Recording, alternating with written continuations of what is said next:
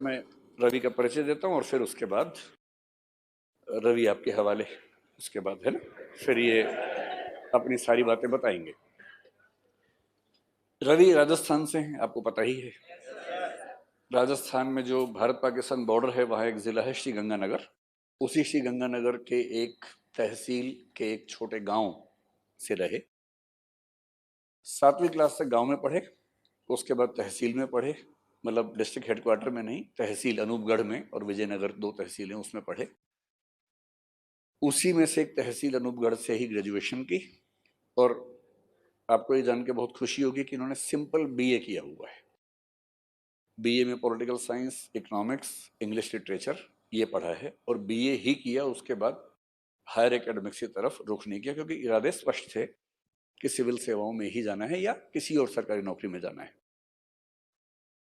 उसके एकदम बाद एसएससी का एग्जाम दिया, एसएससी में सिलेक्शन भी हो गया।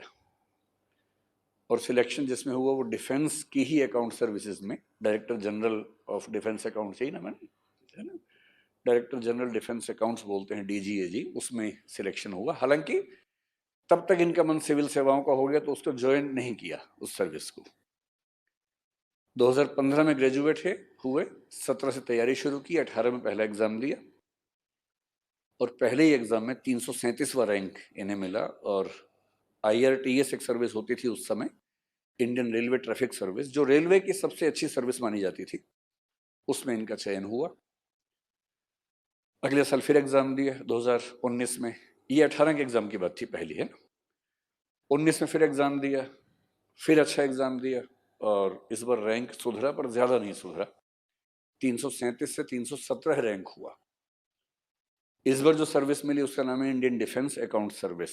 ये सर्विस कुछ कुछ वही सर्विस थी जो एसएससी में मिली थी, उससे सीनियर लेवल की सर्विस उसी डिपार्टमेंट में मिली, तो उसको ज्वाइन किया।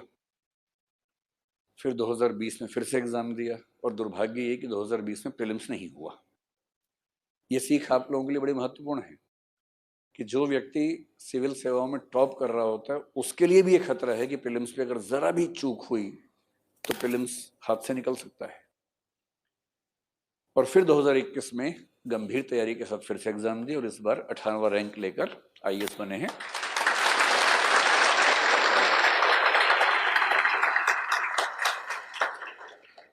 बहुत संभव है कि बहुत अच्छे कैडर के साथ जल्दी ही घोषणा होगी कौन सा स्टेट कैडर मिला। राजस्थान के रहने वाले हैं और हिंदी बेल्ट के जो कुछ राज्य हैं वो शुरुआती प्रेफरेंसेस में हैं, तो अभी कहना मुश्किल है, लेकिन कोई ऐसा राज्य जो आपके आसपास शायद हो, आप में से बहुत लोगों के राज्य में ही दिखेंगे कुछ दिनों के बाद जब घोषणा सरकार करेगी। अभी तो अनाउंसमेंट हुई नहीं है।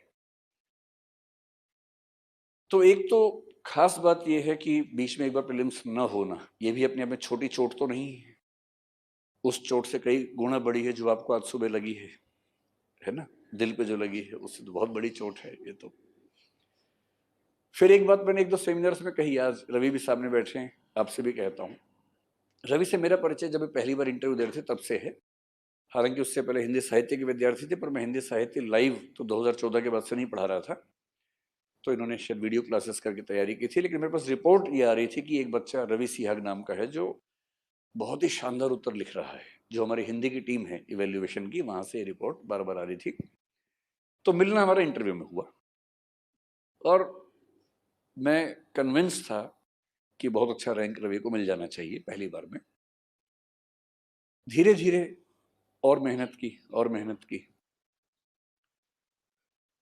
जब कोविड का समय था उस समय थोड़ा सा एक बार ये शायद घबरा गए थे। प्रीलिम्स उस समय शायद नहीं हुआ था, 2020 में, उसी समय की बात है। तो मैं कोविड के समय आमतौर पर घर से निकल नहीं रहा था, ये सोच के कि अभी सेफ्टी का सिस्टम बना रहे। तो एक बार रवि ने मुझे फोन किया कि सर मैं ना एक कश्मकश में हूं, मिलना चाहता हूं। तो फिर हम शाम को मिले। मैं पहली बार कोविड में घर से बाहर निकला इनसे मिलने के लिए, अपने दृष्टि ऑफिस में ही। तो वहां इन्होंने एक दुविधा बताई कि सर मैं ना 2 बार से सिलेक्शन हो रहा, रैंक वैसा नहीं आ रहा, परेशान हो गया हूँ, सोच रहा हूँ इंग्लिश मीडियम ले लेता हूँ। तो मैंने कहा भाई जीवन आपका, फैसले आपके, अगर आपको ऐसा लग रहा है तो ले लीजिए इंग्लिश मीडियम। अगर आपकी इंग्लिश उतनी अच्छी है, इनकी इंग्लिश अच्छी है, कहीं कोई दुविधा वाली बात नहीं है। तो बोले सर मैं चाहता हूँ एक बार आप देख लें कि मेरा मतलब कैसा इंग्लिश में लिख पा रहा हूँ। मैंने कहा ठीक है, आप कुछ लिख के दिखा दीजिए। तो उन्होंने कहा सर मैं अभी तैयारी कर रहा हूँ, 1 2 3 महीने में कभी जब तैयारी हो जाएगी किसी एक सेगमेंट की, फिर मैं आपको 1 2 आंसर लिख के भेजूंगा। मैंने कहा ठीक है। वो आंसर कभी आई नहीं मेरे पास। तो मैंने एज्यूम किया कि शायद तैयारी करके कॉन्फिडेंस आ गया होगा और इंग्लिश मीडियम में तैयारी कर ली होगी। फिर जब 2021 का मेंस चल रहा था इस समय, तो मेंस के समय हमारी मेंटरशिप टीम ने बताया कि रवि सर आजकल आ रहे हैं, आंसर लिख रहे हैं। मैंने कहा इंग्लिश में लिख रहा होगा, और नहीं हिंदी में लिख रहे हैं। तो क्योंकि मैं मान के चल रहा था कि मीडियम चेंज कर लिया है, तो मुझे बड़ा आश्चर्य हुआ। फिर रवि से मिलना हुआ ही, ये कुछ आंसर लेके आए चेक करवाने के लिए, ऐसे और हिंदी साहित्य के। तो मैंने उस दिन पूछा, तो बोले सर इंग्लिश में दिक्कत नहीं आ रही थी, पर मुझे ये लग रहा था कि मैं जीएस में शायद 15 20 नंबर बढ़ा लूंगा, पर एसए में उतना ही कम हो जाएंगे, क्योंकि एसए में जैसी लैंग्वेज चाहिए वैसी इंग्लिश नहीं है मेरी। जीएस तो शायद मैनेज हो जाएगा। तो अंत में सोचा कि अब ठीक है, जो होगा देखा जाएगा, अब हिंदी से ही एग्जाम देते हैं। तो डामाडोल तो थोड़े से ये भी थे, मैं भी था कि इतना अच्छा कैंडिडेट कहीं ऐसा ना हो कि ये मन में मलाल रह जाए कि मैंने मीडियम क्यों नहीं चेंज किया, या कौन सा मीडियम ठीक रहेगा। जब इस बार आखिरी कुछ उत्तर दिखाए, हम व्हाट्सएप पे ही ज़्यादा चैट करते रहते हैं, जब ये कुछ आंसर भेजते हैं मैं उस पर कमेंट व्हाट्सएप पे भेज देता हूँ, ऐसे ही हम लोग ज़्यादा करते थे।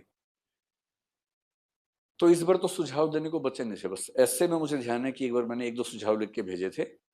बाकी तो मैंने ये लिखा था कि अब जो लेवल आ गया है उसके बाद सुझाव देने का मतलब रह नहीं जाता है, बस अगर ये लेवल परीक्षा में आ जाए और कोई अन्याय ना हो, तो कोई वजह नहीं है कि बहुत अच्छा रैंक ना मिले। लेकिन यूपीएससी में दुविधा हमेशा रहती है, कितने भी अच्छे हों, डर तो लगा ही रहता है कि कहीं कोई एक पेपर में दिक्कत ना हो जाए कुछ ऐसी। तो पिछले 2 3 साल के अनुभव से अब मैं कहने से बचता हूँ।